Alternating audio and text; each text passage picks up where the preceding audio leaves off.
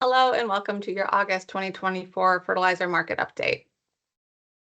As always, we're going to get started with the nitrogen market. Generally, a lot of the factors that I'll touch on here for the ammonia market are certainly relevant to the urea and UAN market as well.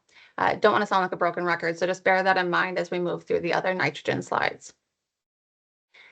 The general story here is that both the US and the global ammonia price has continued to move high. And this is largely being driven by some curtailed production that's tightening the supply side of the balance sheet.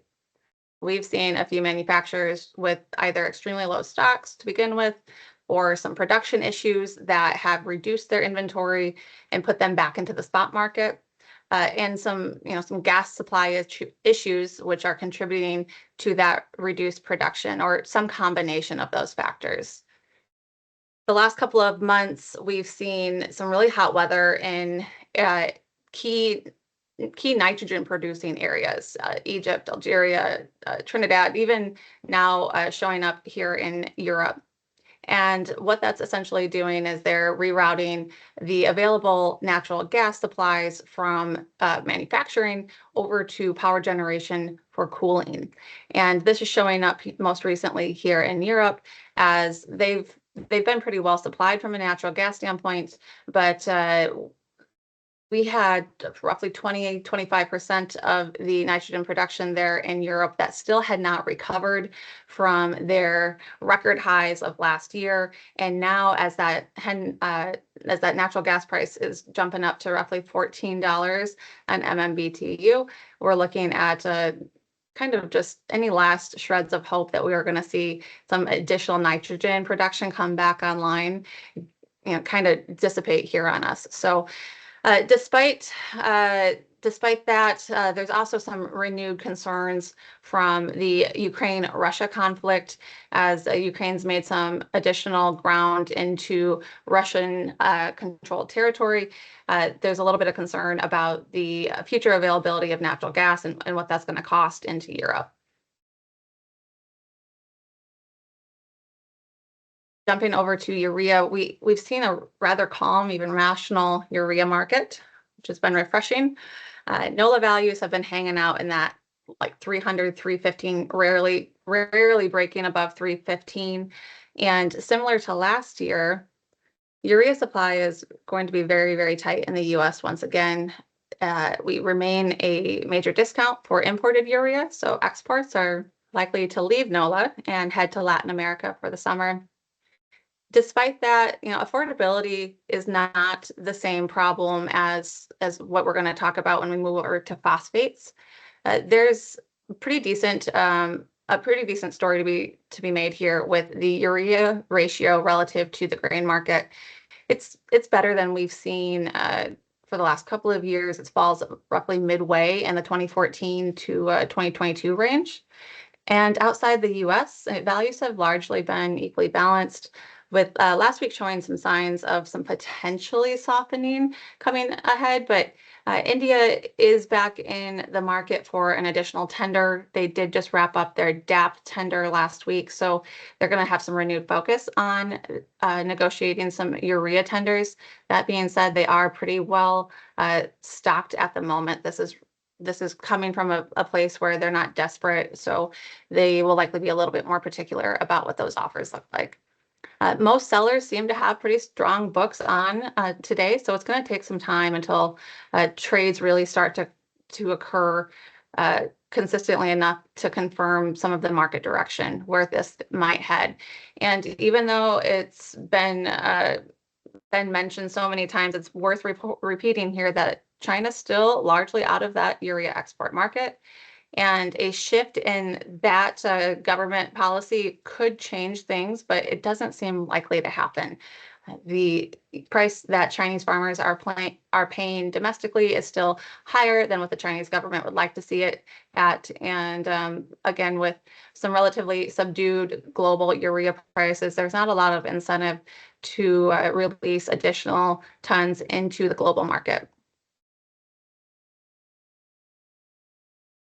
Looking at UAN, this is especially relevant to us this time of year here in North America.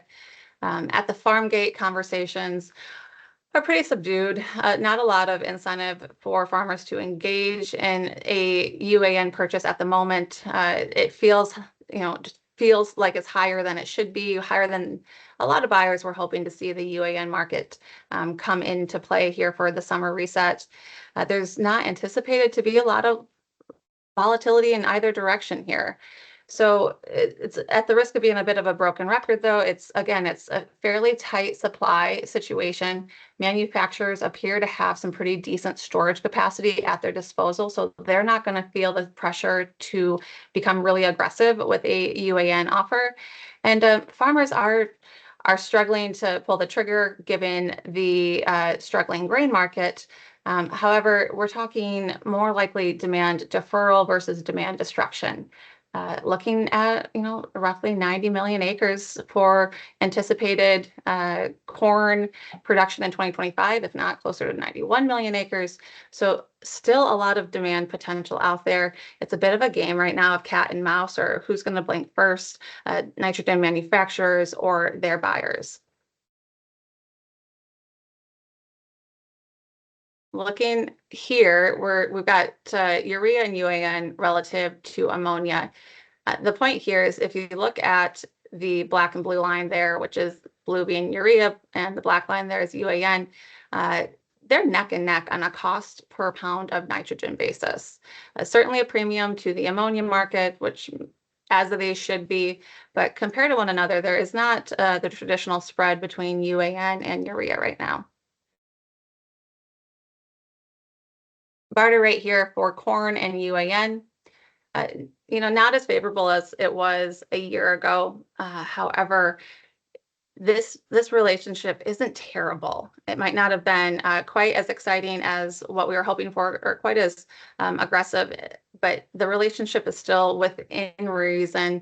And I've had a few customers here recently that have put their own numbers to this ratio here using the UAN offer that was available to them, as well as their local corn market opportunities to lock in sales for 2025 production. And it's actually a little bit even more favorable than this.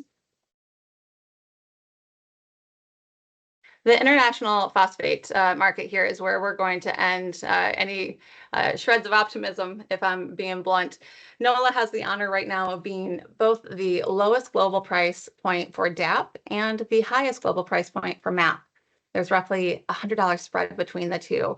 And outside of the US, prices have been stable, even trending higher. It does appear, like I mentioned earlier, that India will have finalized their DAP tender that they were in great need of. But international prices look to remain firm. Now, China, again, hasn't been largely present in the export market. If they were to surprise us all and show up and lend some additional supply into the global market, that would certainly be well received.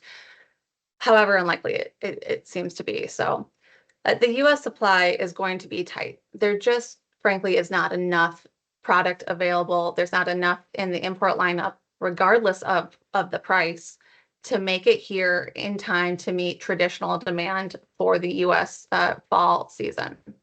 So fully expect to see some demand be reduced here based on the affordability. And that's not even factoring in potential for difficult fall weather.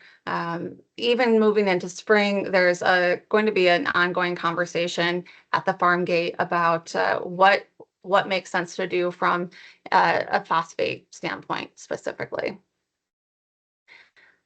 Looking at the DAP and MAP price here, dry phosphates, it hasn't seen a lot of excitement, largely because there hasn't been a lot of product to exchange hands. So DAP trade has seen a little bit of activity only because there's a little bit more of availability than MAP and TSP, but largely domestic producers, they're on the sidelines with little to no tons available. And if you had any doubt about just how rough that affordability really is, check out this corn and MAP barter rate. And unfortunately, a spoiler alert, soybeans are not much better.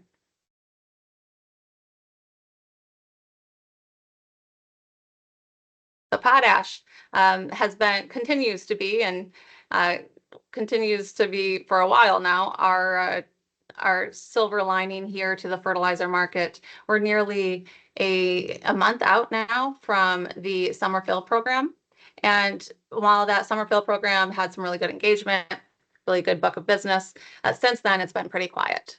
Nutrien and Mosaic both did stick to their promised $20 price increase. Although there's been such minimal buying activity, it's tough to see that that's actually going to hold, especially when you look at how some of the river markets have been here recently, and they're sliding back in that like $5 to $10 a ton range. So as of right now, little indication that there's higher prices coming later on in the year. However, one thing worth just kind of keeping an eye on is that potential for a Canadian rail strike. I believe it's August 22nd is the deadline when we could start to see that become a reality if negotiations were to fail. Potash price, relative to the 10-year average is very favorable. It's also, favorable relative to affordability of corn and soybeans. So here's your corn potash barter rate, and there's the soybean potash barter rate. With any questions you might have, please reach out to your Anderson's account rep, and we look forward to seeing you again in September for your next fertilizer update. Thank you.